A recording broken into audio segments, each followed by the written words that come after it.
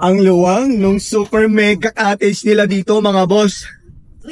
Tapos, you know, may built-in pool. Dito, oh, di ba? May pool sa floating cottage. Ganda. Oh, di ba?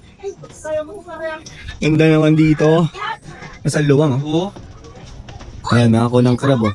Ay, mga dulas kaya. Ang luwang, oh. May mga nakataas. Tapos may solar. Sayang din natin nakuha tong cottage na to, mga boss, kasi naka-reserve na daw. Yung cottage namin. Yung cute na cottage namin. Tapos ito yung cottage ng super mega cottage. Meron pa sa kabila. Ayan. Ayan, ang dami nila dun, eh.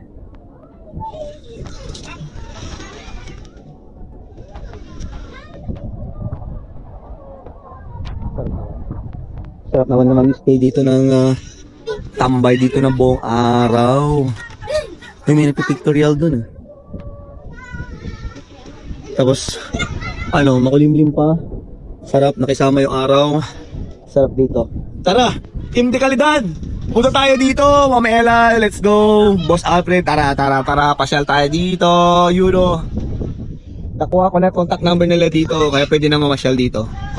Pwede na natin pa-reserve itong cottage na to. Itong malaking cottage to. Actually, nagtanong-tanong ako kanina, pwede daw mag-overnight dito sa loob ng cottage na to. Pwede. Sinabi ko doon, tinanong ko, pwede ba kami mag-overnight sa cottage? Sabi, pwede daw. Dito. Yan, oh. Yan. Latang na lang dyan, oh. Dyan, oh. Diba? Oh, diba? Diba? Tulog na lang dyan. Diba? Sa cottage. Hanggang umaga na. Sarap naman. Gusto ko yun. Floating cottage overnight. Oh, gusto ko yun. Tara, Team de Kalidad. Walang ganito sa Pangasinan. Ang meron sa Pangasinan yung floating restaurant. Meron yun. Na-try ko na yun. Meron. Pero yung ganito na mga floating cottage. Diba? Kasi ang clear ng tubig talaga, oh. Ano yun?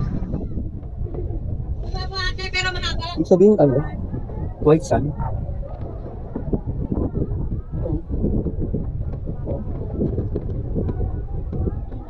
Oh, diba?